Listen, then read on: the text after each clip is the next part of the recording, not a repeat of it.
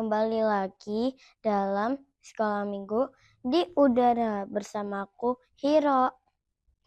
Wah, kemarin kita udah ngerayain 17-an. Sekarang kita mau ibadah. Kita mulai dalam berdoa ya. Tuhan Yesus, kami mau memulai ibadah. Berkati kami dari awal, pertengahan sampai akhir. Terima kasih Tuhan Yesus. Haleluya, amin. Semangat memuji Tuhan ya teman-teman. Shalom teman-teman, jagoan-jagoannya Tuhan Yesus, apa kabar semuanya? Wah, kita jumpa kembali dalam ibadah sekolah minggu di udara. Dan kali ini ya kita mau sama-sama kembali mendengarkan kebenaran firman Tuhan. Teman-teman semua sudah siap? Pastinya semua sudah siap ya. Kalau begitu, yuk kita berdoa dulu. Bapa di dalam surga, kami sungguh mengucap syukur untuk kesempatan waktu yang Tuhan berikan buat kami semua bisa sama-sama belajar kebenaran firman Tuhan. Tolong kami supaya kami sungguh-sungguh Tuhan bisa mendengarkan kebenaran firman Tuhan, karena kami rindu untuk kami bukan saja mendengar, tapi kami mau menjadi pelaku-pelaku firman Tuhan. Sehingga hidup kami sungguh Tuhan menghasilkan buah dan menyenangkan hati Tuhan. Terima kasih Bapak yang baik, kami minta pimpinan Roh Kudus, terangi hati dan pikiran kami, sehingga kami sungguh-sungguh Tuhan, bisa Tuhan menjadi berkat dimanapun kami berada, kebenaran firman Tuhan dapat kami lakukan di dalam hidup kami. Di dalam nama Tuhan Yesus kami berdoa dan mengucap syukur. Haleluya, amin. Puji nama Tuhan.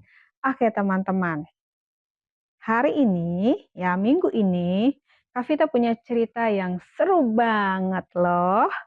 Nah, teman-teman sudah nggak sabar kan mau dengar cerita firman Tuhan?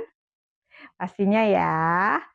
Minggu ini Kak Vita akan bercerita masih tentang Raja Nebukadnezar. Teman-teman masih ingat cerita tentang Nebukadnezar minggu yang lalu? Pastinya ya, tentang apa? Betul sekali, mimpi dari Raja Nebukadnezar. Nah, Raja Nebukadnezar ini bertambah besar kuasanya teman-teman. Minggu demi minggu, tahun demi tahun, ya. Kuasa daripada kerajaan Nebukadnezar itu bertambah besar, bertambah luas. Ia berhasil merebut wilayah yang ada di sekitarnya.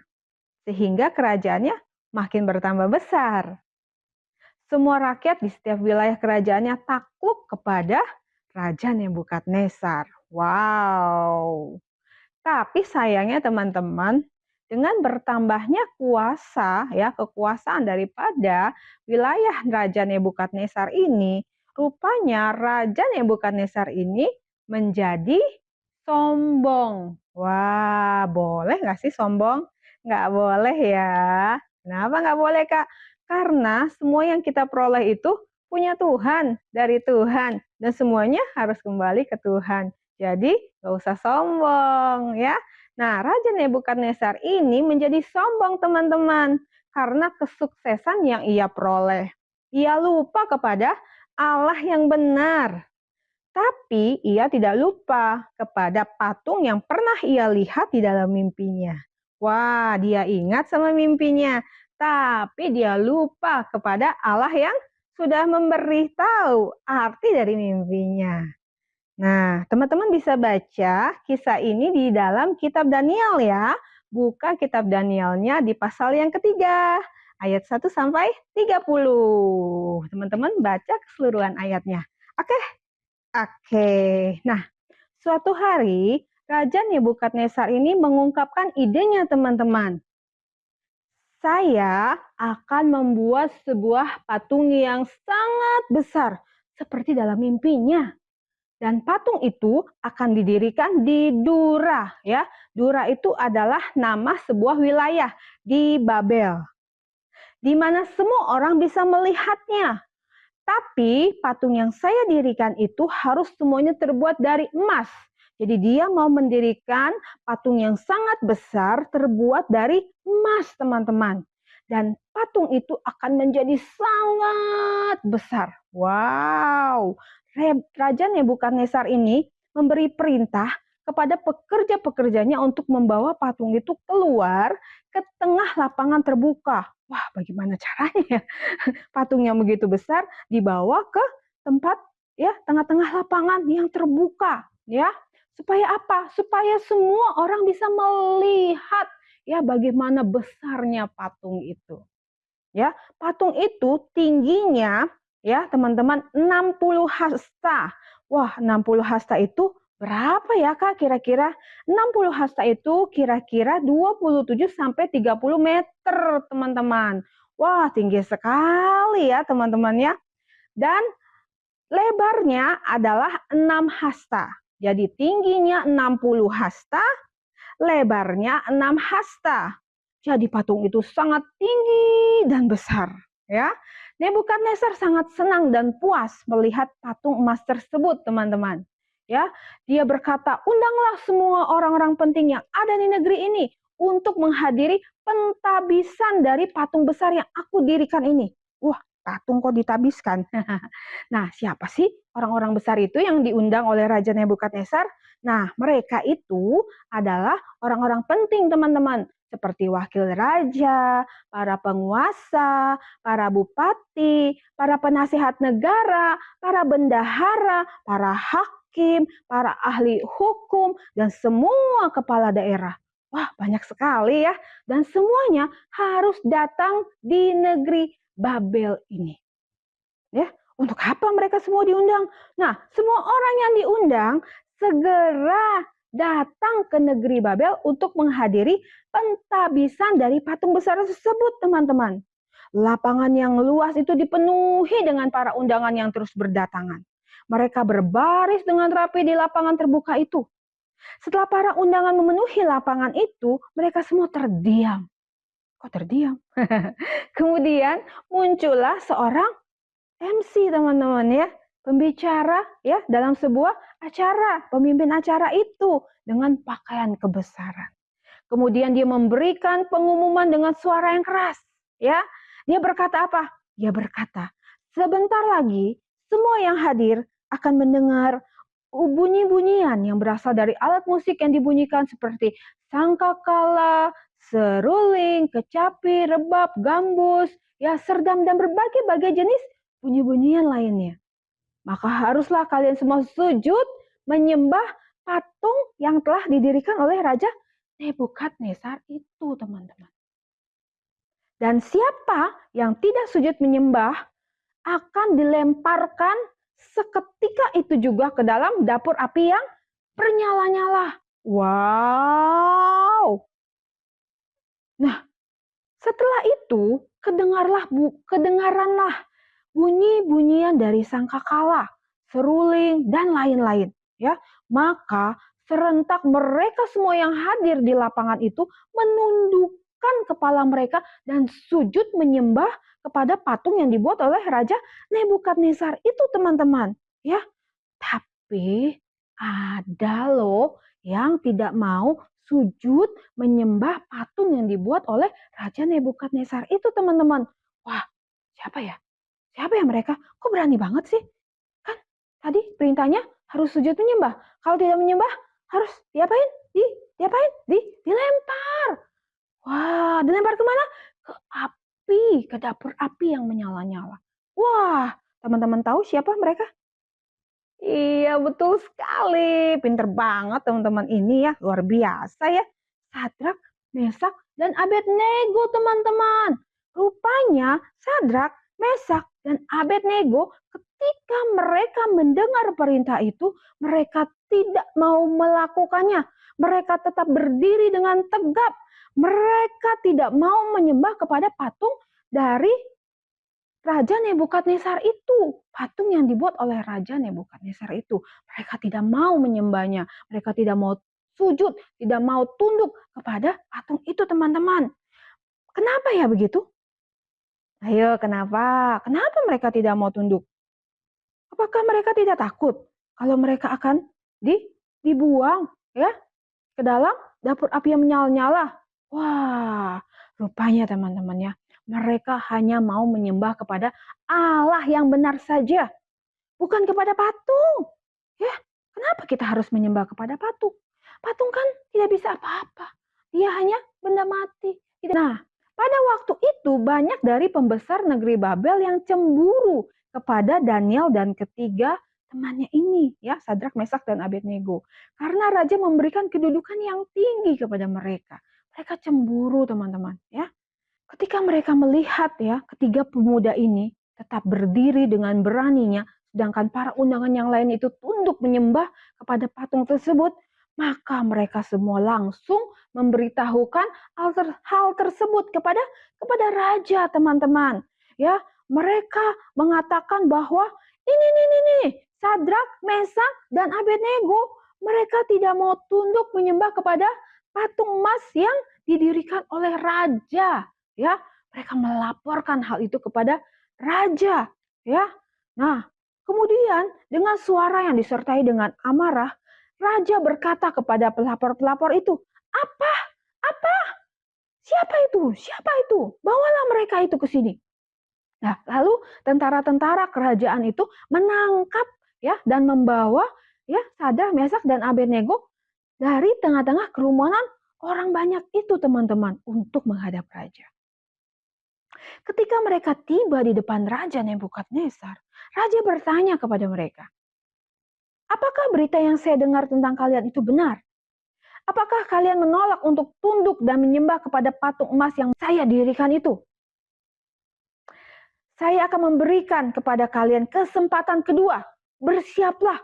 Waktu kalian mendengar bunyi-bunyian dari alat musik yang dibunyikan, kalian diminta untuk tunduk dan menyembah kepada patung emasku itu," kata raja. Ya, jika kalian tidak mau menyembah kepada patung itu, kalian akan saya lemparkan ke dalam dapur api yang menyala-nyala itu. Wah, gimana? Takut nggak ya Sadrak, Mesak, dan Abednego? Wah, diancam loh. Kalau kalian tidak mau menyembah patung saya, kata Raja Nebukadnezar, maka kalian akan dimasukkan ke dalam dapur api yang menyala-nyala. Wah. Kemudian raja juga berkata, ya, kita akan melihat Allah siapakah yang dapat melepaskan kalian dari dapur api tersebut. Kemudian ketiga pemuda ini saling berbicara satu dengan yang lain, teman-teman. Ada yang bilang begini, "Gak apa-apa deh, tunduk sekali aja, gak apa-apa kok. Cuma tunduk aja pura-pura gitu, kita mau tunduk sama patung itu. Satu kali kan gak apa-apa." Tapi yang lain berkata, ya, kita harus ingat ya bahwa Allah sudah memerintahkan kita untuk jangan membuat bagimu patung yang menyerupai apapun dan jangan sujud menyembah kepadanya atau beribadah kepadanya. Nah, ketiga pemuda ini akhirnya memutuskan untuk mentaati Allah daripada mengikuti perintah Raja Nebukadnezar, teman-teman. Mereka menjawab raja, "Allah yang kami sembah akan menyelamatkan kami. Tapi walaupun kami harus mati, itu tidak masalah. Kami tetap tidak akan tunduk menyembah kepada patung emas tersebut. Karena kami hanya tunduk dan menyembah kepada Allah yang benar saja. Di mana hanya ada satu Allah yang benar, yang layak untuk disembah." Wah, ketika mendengar itu, Raja Nebukadnezar marah besar, teman-teman. "Berani-beraninya kamu tidak mentaati perintahku," kata Raja Nebukadnezar. Kemudian Raja Nebukadnezar menyuruh, "Panaskanlah dapur api itu 7 kali lipat." 7 kali lipat dipanaskan lagi dapur api. Dapur api harusnya udah panas ya. Ini dipanaskan lagi 7 kali lipat, teman-teman. Nah, tentara yang mengikat ketiga pemuda itu dan melemparkan mereka ke dalam dapur api yang dinyalakan 7 kali itu terbakar hangus terkena panas dari dapur api tersebut. Jadi ketika mereka memasukkan ketiga orang ini, Sadrak, Mesak, dan Abednego, ke dapur api yang menyala, justru mereka sendiri yang terbakar, teman-teman. Mereka langsung mati, ya, terbakar, ya. Tapi Sadrak, Mesak, dan Abednego sudah masuk di dalam dapur api yang menyala-nyala itu. Tiba-tiba wajah raja yang tadinya penuh amarah berubah menjadi ketakutan. Wah, kenapa ya? Dari wajahnya yang marah sekali, jadi takut. Ia melompat dari kursinya dan berkata dengan suara keras pada para pengawalnya. Bukankah kita melemparkan 3 orang, ya, ke dalam dapur api itu? Kata raja begitu.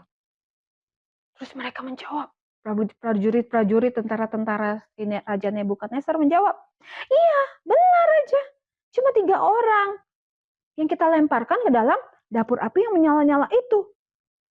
Tapi lihat, kata Raja Nebukadnezar.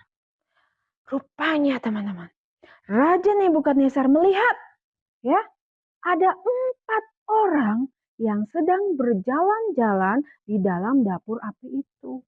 Wow, jalan-jalan di dalam dapur api, ya. Saya melihat ada 4 orang yang sedang berjalan-jalan di dalam dapur api itu. Mereka tidak terikat, tapi mereka sedang berjalan-jalan dengan bebas dalam dapur api yang bernyala-nyala itu. Dan orang yang keempat itu kelihatannya seperti anak Allah. Wow. Raja Nebukadnezar datang mendekat ke dapur api itu, teman-teman. Dan dia memanggil mereka. Sadrak, Mesak, Abednego. Kalian yang menyembah kepada Allah yang Maha Tinggi. Keluarlah dari dalam dapur api itu. Wow. Raja Nebukadnezar takjub. Rupanya Sadrak, Mesak, dan Abednego, ya, dimasukkan ke dalam dapur api yang bernyala-nyala, tapi mereka fine aja. Mereka santai aja. Mereka sama sekali tidak merasa kesakitan, bahkan tidak terbakar tubuhnya. Ya. Dan lebih luar biasanya lagi, ternyata, ya, ada pribadi yang hadir bersama-sama dengan mereka di situ, di dalam dapur api itu, yang menjaga dan menyertai mereka. Luar biasa ya. Siapa itu? Tuhan Yesus, teman-teman. Ya. Di dalam setiap situasi, keadaan apapun, Tuhan akan selalu hadir bersama dengan kita. Dia akan selalu hadir untuk menjaga kita. Nah, ketika, ya, Raja Nebukadnezar ini memanggil ketiga pemuda itu untuk keluar dari dapur api itu, ya, Sadrak, Mesak, dan Abednego ini keluar, ya. Dan ketika mereka keluar, tidak ada satu luka bakar pun yang ada di dalam tubuh mereka. Tidak ada yang nampak luka bakar di tubuh mereka, teman-teman.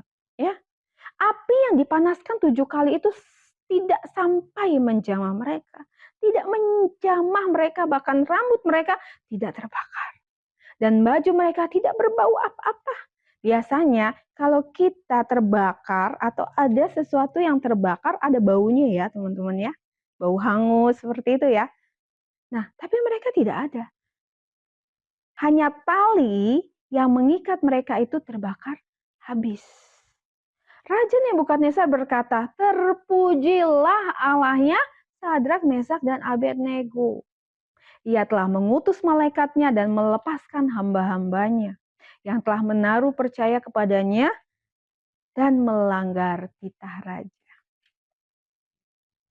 Kemudian raja mengeluarkan perintah bahwa setiap orang dari bangsa, suku bangsa, atau bahasa manapun, ya, yang mengucapkan penghinaan terhadap Allahnya Sadrak, Mesak, dan Abednego akan dipenggal-penggal dan rumahnya akan dirobohkan menjadi timbunan puing.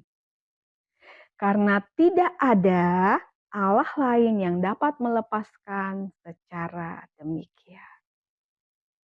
Wah, tepuk tangan dong buat Allah kita yang hebat, Allah kita yang dahsyat. Yes, puji nama Tuhan. Jadi ketiga pemuda ini diberikan kedudukan tinggi di negeri Babel. Mereka tetap setia kepada Allah walaupun mereka tinggal di tanah Babel. Nah, apa pelajarannya buat adik-adik? Apa pelajarannya buat kita semua? Ya, Allah ingin kita itu setia, ya. Seperti siapa? Seperti Sadrak, Mesak, dan Abednego, ya. Kita setia walaupun harus menghadapi tantangan, harus menghadapi ancaman hukuman mati ya, teman-teman ya. Kita mau tetap setia kepada Allah yang benar. Kita mau tetap setia sujud menyembah hanya kepada Allah yang benar. Ya, karena hanya ada satu Allah yang benar, yaitu Tuhan Yesus yang layak untuk disembah. Ya, tidak ada yang lain. Tidak ada yang lain. Oke, teman-teman ya. Dan Allah ya melihat itu semua dan Allah menghargai itu semua ya. Dengan apa yang kita buat, apa yang kita lakukan, Allah dimuliakan, Allah disenangkan. Oke, kita mau semua setia kepada Tuhan Yesus ya. Setia beribadah, setia berdoa, setia membaca firman Tuhan ya. Setia rajin ke gereja, oke? Ya. Maka Tuhan juga akan menghargai dan membalas dengan berkat-berkat-Nya yang luar biasa. Teman-teman jangan takut kalau diancam ya. Kalau misalnya kamu kalau ikut Tuhan Yesus ya, nanti ya aku nggak mau temenan sama kamu. Wah, nggak usah takut ya, banyak teman. Ya, banyak teman yang Tuhan sediakan yang baik pastinya ya, yang akan menjadi teman kita. Kalau kita tetap setia kepada Tuhan Yesus ya. Atau mungkin ada orang yang iming-imingin kamu hadiah, udah nggak usah ikut Tuhan Yesus, nanti aku kasih BMW deh. Wah, ya, bohong, itu nggak ada ya, itu semua bohong. Oke, tetap setia kepada Tuhan Yesus, tetap menyembah, beribadah hanya kepada Tuhan Yesus. Oke teman-teman, karena hanya Tuhan Yesuslah satu-satunya Allah yang layak untuk disembah. Oke. Nah, puji nama Tuhan ya. Nah, ayat hafalan untuk minggu ini diambil dari Mazmur 107 ayat 6, teman-teman.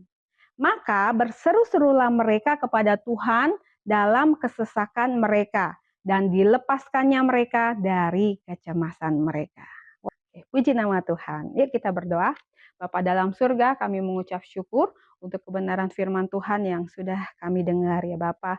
Terima kasih ya Bapa untuk cerita firman Tuhan yang luar biasa, yang mengingatkan kami, meneguhkan kami untuk kami tetap setia hanya kepada Tuhan, dan kami mau terus hanya beribadah kepada Tuhan, karena kami tahu hanya Engkau Tuhan satu-satunya Allah yang benar, Allah yang layak untuk dipuji dan disembah. Terima kasih Tuhan, terima kasih.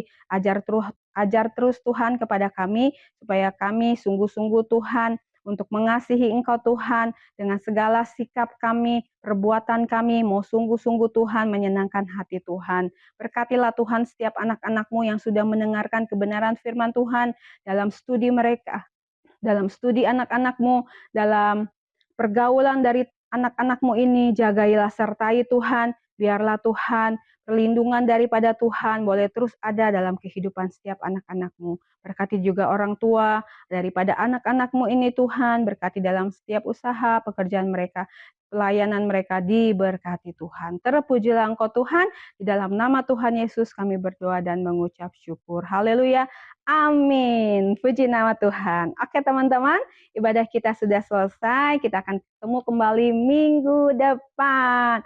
Tetap saksikan Skala Minggu di udara ya. Happy blessed Sunday. God bless you. Bye-bye. Shalom.